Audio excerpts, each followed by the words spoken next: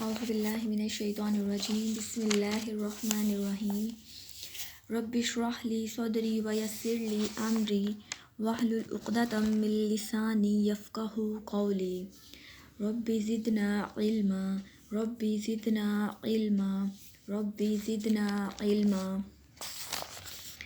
آج سے ہم نے ماشاءاللہ سے دعا کا آغاز شروع کیا ہے۔ دعا یعنی کہ قرآن مجید میں دعائیں اللہ تعالیٰ نے جتنی بھی نازل کی ہیں، جتنے بھی اپنے انبیاء کرام کو جو دعائیں سکھائی ہیں، جس مقصد کے لیے وہ دعائیں سکھائی ہیں، ان کا کیا مقصد ہے، اس سب کا حصول ہم انشاءاللہ تعالیٰ ان ویڈیوز میں جانیں گے۔ آج ہے دعا کیا ہے، دعا کیوں مانگنی چاہیے، دعا کے آداب کیا ہیں، اور اس سب کے بارے میں آج انشاءاللہ تعالیٰ ہم جانیں گے۔ دعا کا جو روٹ ورڈ ہے نا، وہ ہے دال، عین اور واو۔ اس کا مطلب ہے انسان اپنی آواز کے ساتھ، کلام کے ساتھ، رغبت کے ساتھ اللہ سے طلب کرتا ہے۔ دائی کہتے ہیں پکارنے والے کو۔ ہم اللہ کو پکارتے ہیں، اس لیے ہم لوگ دائی ہیں۔ سورۃ مومن کی آیت نمبر 60 میں اللہ تعالیٰ کہتے ہیں وَقَالَ رَبُّكُمْ ادْعُونِي أَسْتَجِبْ لَكُمْ۔ ترجمہ ہے، اور تمہارا رب کہتا ہے مجھے پکارو، میں تمہاری دعائیں قبول کروں گا۔ ابن کثیر میں ہے، وہ کہتے ہیں اللہ کا احسان ہے کہ وہ ہمیں دعا کی ہدایت کرتا ہے اور قبولیت کا وعدہ بھی فرماتا ہے۔ امام سفیان ثوری کہتے ہیں اللہ کو وہ بندہ بہت ہی پیارا لگتا ہے جو اس سے دعا مانگتا ہے، اور وہ بندہ جو اللہ سے دعا نہیں کرتا وہ اللہ کو سخت برا لگتا ہے۔ یہ اللہ ہی کی صفت ہے کہ اس سے مانگا جائے تو وہ خوش ہوتا ہے اور نہ مانگا جائے تو وہ ناراض ہو جاتا ہے، اور انسان کی یہ حالت ہے کہ اس سے مانگا جائے تو روٹھ جاتا ہے۔ یہ صرف اللہ ہی کی صفت ہے کہ وہ بار بار مانگنا پسند کرتا ہے۔ یہ صفت اللہ کے سوا کسی کے بھی پاس نہیں ہے کہ اس سے مانگا جائے۔ اللہ تعالیٰ بہت خوش ہوتے ہیں جب ہم اللہ سے مانگتے ہیں۔ اللہ تعالیٰ کہتے ہیں مجھے پکارو، میں تمہاری دعائیں قبول کروں گا۔ اللہ تعالیٰ چاہتا ہے کہ صرف اور صرف خاص اسی سے دعا کی جائے۔ جس طرح نماز کا حکم دیا جاتا ہے، اسی طرح دعا کرنے کا بھی ہمیں حکم دیا جاتا ہے۔ اب ہے دعا میں شرک کا عنصر۔ اب دعا میں شرک کا عنصر کیسے ہوتا ہے؟ اللہ تعالیٰ کہتے ہیں دعا قبول کرنے اور نہ کرنے کا اختیار صرف میرے پاس ہے، لہٰذا تم دوسرے لوگوں سے دعا نہ مانگو بلکہ صرف مجھ سے مانگو۔ اب سورۃ مومن کی آیت نمبر 60 کو سمجھنے کے لیے 3 باتیں بہت ضروری ہیں۔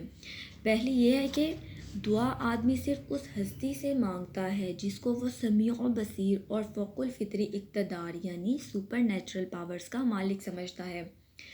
اگر انسان اللہ کے سوا کسی اور سے مانگے تو اس کا مطلب یہ ہے کہ انسان شرک کر رہا ہے، کیونکہ وہ اس ہستی کے اندر ان صفات کا اعتقاد رکھتا ہے جو صرف اللہ تعالیٰ کی صفات ہیں۔ یعنی کہ کسی اور سے مانگنا ایسا ہے جیسے ہمیں یہ لگتا ہے کہ اللہ کے صفات اس انسان کے اندر موجود ہیں، حالانکہ ایسا بالکل بھی نہیں ہے۔ جو اللہ کی صفات ہیں وہ کسی میں بھی نہیں پائی جا سکتی۔ دوسری بات یہ ہے کہ اللہ کے اختیارات میں کسی دوسرے کو اختیار کا مالک نہیں سمجھنا چاہیے۔ بعض اوقات لوگ انبیاء، اولیاء، فرشتوں اور جنوں اور سیاروں اور فرضی یعنی کہ جو ہاتھوں سے بنائے ہوئے دیوتا ہوتے ہیں ان کو اختیار کا مالک سمجھ بیٹھتے ہیں اور ان کے درباروں پر جاتے ہیں، حالانکہ اس سے ذرہ برابر فرق رونما نہیں ہوتا۔ مالک مالک ہی رہے گا اور بے اختیار بندے ہی رہیں گے۔ اختیارات کا مالک صرف اللہ ہے، تو اللہ کے اختیارات کسی اور کے پاس موجود نہیں ہیں۔ تیسری بات یہ ہے کہ ہم اللہ کو چھوڑ کر ان لوگوں سے دعائیں کرتے ہیں جو خود اللہ کے رحم و کرم پر ہوتے ہیں۔ قابل غور بات ہے کہ ایسے لوگ جو خود اللہ کے رحم و کرم پر ہوتے ہیں، جنہیں اللہ نے پیدا کیا، اللہ انہیں کھلاتا پلاتا ہے، اللہ انہیں مارتا ہے، اللہ ان کی بھی ضروریات کو پورا کرتا ہے، تو ہم ان سے کیسے مانگ سکتے ہیں جو خود اللہ کے رحم و کرم پر ہوتے ہیں؟ ان 3 باتوں کو سمجھنا بہت ضروری ہے، تو ہمیں پتہ چلے گا کہ دعا صرف اور صرف اللہ سے مانگنی ہے۔ دعا کی قبولیت کے اوقات کیا ہیں؟ دعا کی قبولیت کے اوقات، جن اوقات میں دعا فوراً قبول ہو جاتی ہے اور ہمیں خاص اللہ سے بیٹھ کے دعائیں مانگنی چاہیے۔ اذان جب ہوتی ہے تو اذان کے فوراً بعد ہمیں اللہ سے دعا کرنی چاہیے، نماز کے فوراً بعد اللہ سے دعا مانگنی چاہیے، بیماری کی حالت میں اللہ سے دعا مانگنی چاہیے، خوشحالی میں اللہ سے دعا مانگنی چاہیے، سفر کے دوران میں اللہ سے دعا مانگنی چاہیے، آدھی رات میں تہجد کے وقت اللہ سے دعا مانگنی چاہیے، روزہ افطار کرنے کے بعد اللہ سے دعا مانگنی چاہیے، سجدے کی حالت میں اللہ سے دعا کرنی چاہیے۔ بعض اوقات ایسا ہوتا ہے کہ ہم نماز کے فوراً بعد اٹھ جاتے ہیں، کیونکہ ہم خواتین ہیں، ہمیں ضرورت کوئی نہ کوئی کام ہمیں پڑ جاتا ہے، تو ہمیں نماز کے فوراً بعد جب ہم اٹھتے ہیں نا تو ہمیں فوراً بعد دعائیں مانگنا شروع کرنی چاہیے، کیونکہ ہم جب چلتے پھرتے بھی دعا مانگتے ہیں نا تو وہ دعائیں بھی قبول ہوتی ہیں، کیونکہ نماز پڑھی ہوتی ہے تو نماز کا اثر قائم رہتا ہے، اس لیے ہمیں نماز کے فوراً بعد بھی چلتے پھرتے دعا مانگنی چاہیے۔ بعض اوقات ایسا ہوتا ہے کہ ایک دم سے ہمیں بہت برا لگتا ہے کہ ابھی ہم نے نماز پڑھی اور ہم نے دعا مانگنی تھی، لیکن ہمیں ایک کام پڑ گیا ایک اچانک سے، تو ایسا ہوتا ہے کہ ہمیں چلتے پھرتے دعا مانگنی چاہیے، منہ میں نہ پڑھتے رہنا چاہیے دعائیں ہمیں جتنی بھی آتی ہیں۔ اب ایک بات ہے کہ دعا میں تاخیر کی وجہ، اب لوگ کہتے ہیں کہ ہم اتنی دعائیں مانگتے ہیں لیکن ہماری دعائیں قبول کیوں نہیں ہوتی، تو اس کی وجہ ہم دیکھتے ہیں کہ دعا میں تاخیر کی وجہ کیا ہے۔ دعا پورے یقین سے مانگنی چاہیے، ایسا نہیں کہنا چاہیے کہ تو چاہے تو قبول کر، نہ چاہے تو نہ قبول کر، کیونکہ اللہ نے کہا ہے استجب لکم، میں تمہاری دعائیں قبول کروں گا۔ پھر ایسا کیوں ہوتا ہے کہ ہم بعض اوقات سال ہر سال دعائیں مانگتے رہتے ہیں اور وہ دعائیں قبول نہیں ہوتی؟ دراصل بات یہ ہے کہ بعض اوقات ہم جو مانگ رہے ہوتے ہیں نا، اگر وہ ہمیں مل جائے تو ہو سکتا ہے کہ ہم بڑی خیر سے محروم ہو جائیں۔ مطلب بعض اوقات دعاؤں کے قبول ہونے میں تاخیر کی وجہ یہ ہوتی ہے کہ ہمیں اللہ تعالیٰ اس چیز پر صبر کروا کر اسے بہترین چیز عطا کرنا چاہ رہے ہوتے ہیں، ہمارے لیے ایک خیر نازل کرنی ہوتی ہے اللہ تعالیٰ نے، اس دعا کو پورا نہ کرنے کی وجہ سے جو اللہ نے ہمیں دینی ہوتی ہے۔ اللہ تعالیٰ ہمیں انتظار کرواتے ہیں اور یہاں پر ہمارے صبر کا بھی امتحان ہوتا ہے۔ اللہ تعالیٰ کہتے ہیں کہ پہلے جو چیز میں دینا چاہتا ہوں اس کے قریب ہو جاؤ، پھر وہ بھی مل جائے گی جو تم چاہ رہے ہو، جو تم مانگ رہے ہو۔ ہم جب دعا کرتے ہیں تو دعا کے ساتھ صبر بھی اس میں ایڈ ہو جاتا ہے، دعا مانگنے کا بھی اجر ہوتا ہے اور صبر کرنے کا بھی اجر ہوتا ہے اور ہمارے سکون میں بھی برکت ہوتی ہے۔ آپ فیل کریں کہ جب کوئی چیز مانگ رہے ہوتے ہیں نا وہ ہمیں نہیں ملتی، ہم صبر کرتے ہیں اس چیز پر، تو اللہ تعالیٰ بہت خوش ہوتے ہیں، دعا کا بھی اجر ملتا ہے، صبر کا بھی اجر ملتا ہے، اور اس کے علاوہ ایک عجیب سا سکون ہوتا ہے۔ ہمارے پاس وہ چیز نہیں ہے، ہم انکمپلیٹ ہیں اس چیز کے لیے، ہمیں لگ رہا ہوتا ہے نا کہ ہم انکمپلیٹ، ہمارے پاس وہ چیز نہیں ہے، لیکن ہمارے پاس سکون ہوتا ہے، ایک خاص قسم کا سکون ہوتا ہے جو ان کے پاس بھی شاید نہ ہو جن کے پاس وہ چیز موجود ہے۔ بعض اوقات ایسا ہوتا ہے کہ دعا فوراً سے قبول ہو جاتی ہے اور بعض اوقات اس سے بہتر چیز ملتی ہے۔ بعض اوقات ایسا ہوتا ہے کہ دعا آرام سے قبول ہوتی ہے اور بعض اوقات ہوتا ہے کہ دعا قبول نہیں ہوتی ہے۔ بعض اوقات ایسا ہوتا ہے کہ ہمیں دنیا کی بجائے آخرت میں وہ چیز ملنی ہوتی ہے، اللہ تعالیٰ کو سب پتہ ہوتا ہے۔ بعض اوقات ہمارے اعمال کم ہوتے ہیں مگر ہم دعائیں زیادہ کر رہے ہوتے ہیں، اس وجہ سے وہ دعائیں ہمارے لیے آخرت میں کام آنے کے لیے رکھ دی جاتی ہیں۔ مطلب مختلف طرح کے لوگ ہوتے ہیں نا، بعض لوگ ایسے ہوتے ہیں جو بہت دعائیں کرتے ہیں، بہت زیادہ دعائیں کرتے ہیں لیکن عمل کم کرتے ہیں، تو اس لیے ان کی دعائیں قبول نہیں ہوتی، کیونکہ ان کے عمل کم ہونے کی ہوتی ہیں لیکن دعائیں زیادہ ہوتی ہیں، تو اللہ تعالیٰ نے آخرت کے لیے وہ دعائیں رکھ لی ہوتی ہیں کہ آخرت میں وہ دعائیں کام آئیں گی اور یہ بندہ جنت میں چلا جائے گا۔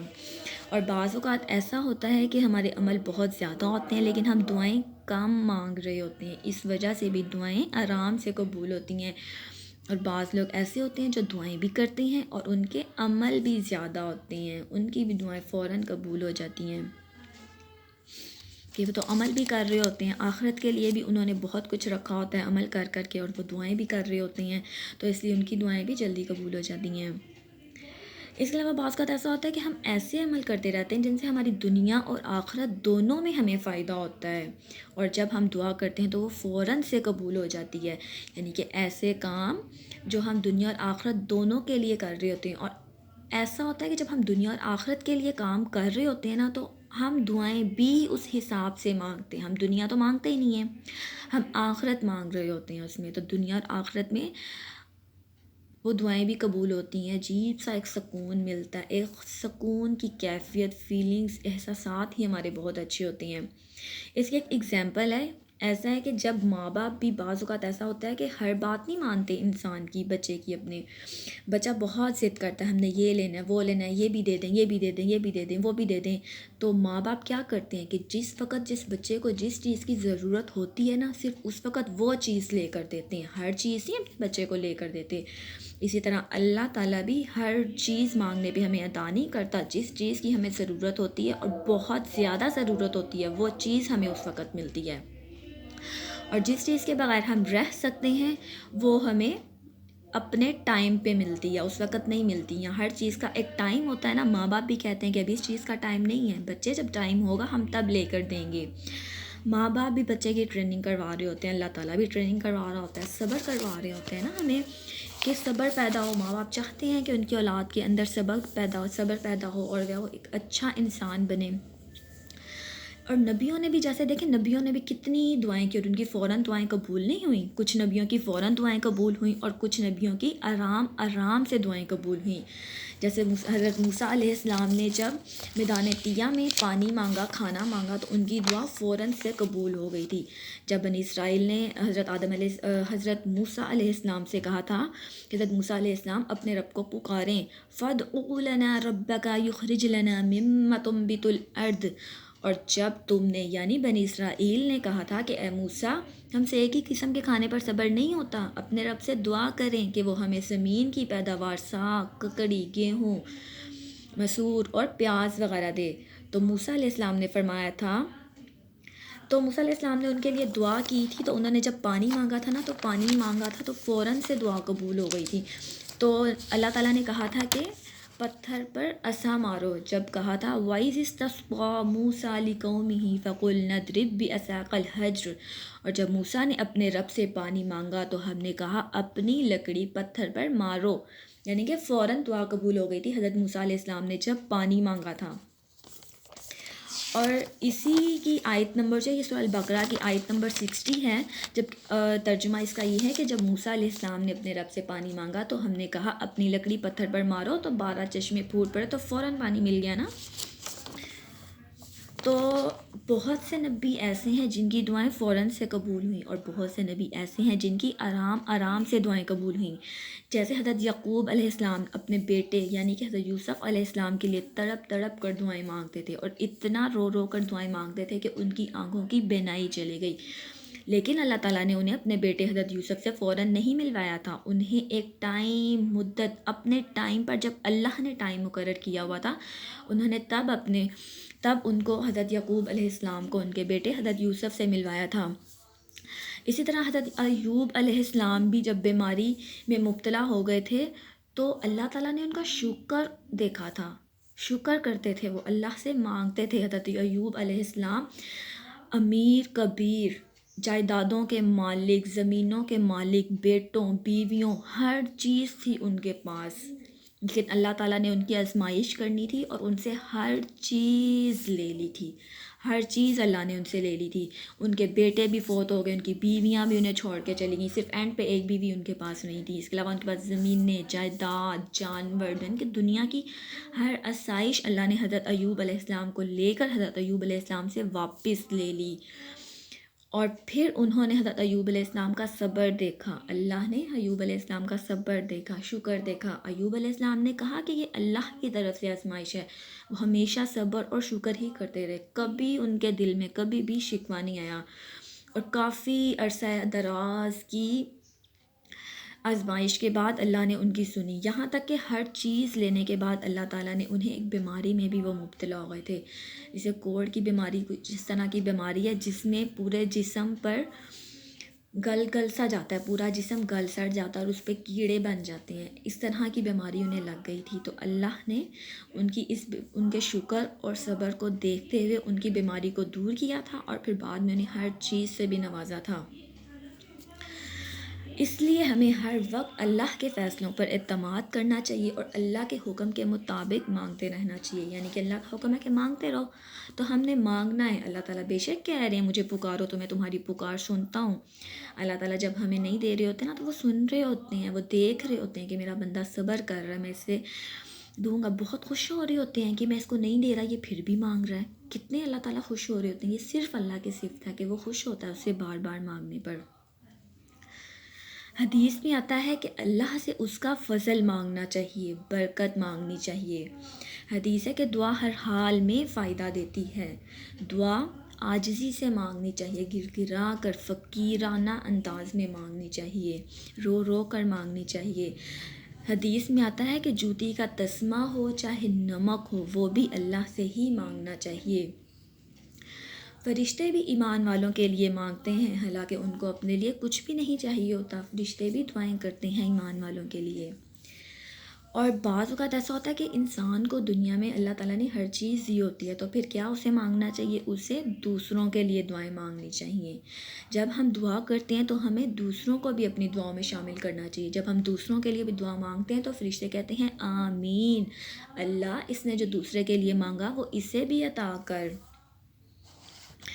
حدیث میں ہے کہ دعا مومن کا ہتھیار ہے اور دین کا ستون اور زمین اور آسمانوں کا نور ہے. تو ہمیں ہر وقت دعا مانگنی چاہیے، آخرت کے لیے دعائیں مانگنی چاہیے، دنیا کے لیے، کیونکہ وہ ایک دعا ہے نا، ربنا آتنا فی الدنیا حسنۃ وفی الآخرۃ حسنۃ وقنا عذاب النار. یا اللہ ہمیں دنیا میں بھی بلائیاں عطا کر اور ہمیں آخرت میں بھی بلائیاں عطا کر اور ہمیں دوزخ کے عذاب سے بچا لے. اس دعا میں دنیا اور آخرت دونوں مانگی گئی ہے اور دوزخ کے عذاب سے پناہ مانگی گئی ہے. آخرت کے لیے بھی ہمیں بہت دعائیں مانگنی چاہیے.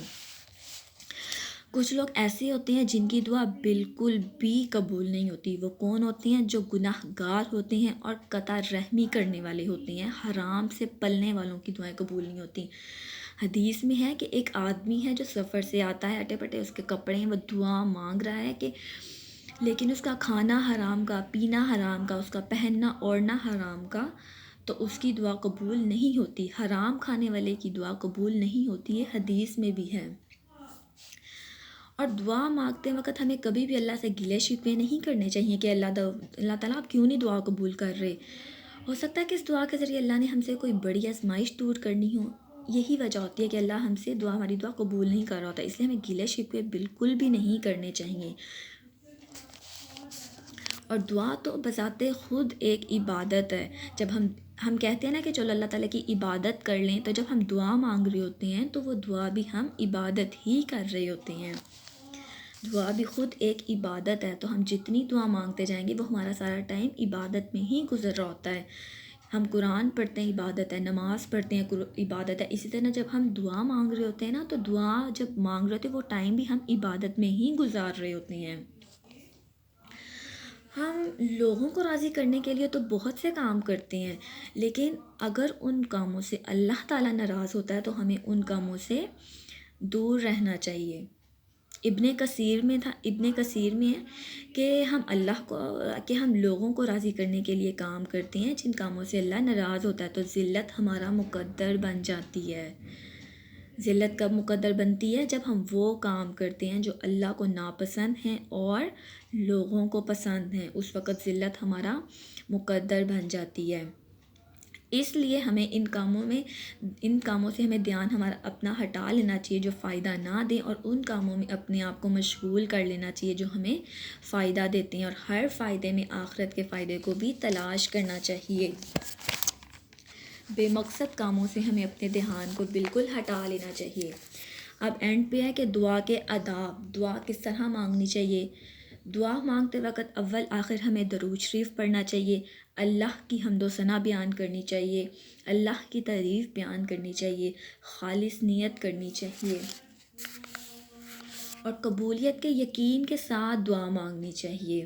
قبلہ منہ ہو کر دعا مانگنی چاہیے، باوضو بھی ہو کر دعا مانگنی چاہیے. یہ ہیں آداب. ہم بغیر وضو کے بھی دعا جب مانگیں گے تو وہ بھی اللہ ہماری سن رہا ہوتا ہے، لیکن یہ آداب میں ہے کہ اگر آپ نے وضو کیا ہوا ہے تو آپ بہت اور اچھے طریقے سے مانگتے ہیں، کیونکہ آپ باوضو ہوتے ہیں نا، تو باوضو کی آپ کی کیفیت ہی اور ہوتی ہے. اپنے گناہوں کی بخشش مانگیں، دل سے دعا مانگنی چاہیے. اللہ کی نعمتوں کا شکر ادا کر کے دعا مانگیں. اپنی دعاؤں میں دوسروں کو بھی شامل رکھیں. غافل کی دعا اللہ قبول نہیں کرتا، اور حرام کھانے والے کی بھی دعا اللہ قبول نہیں کرتا.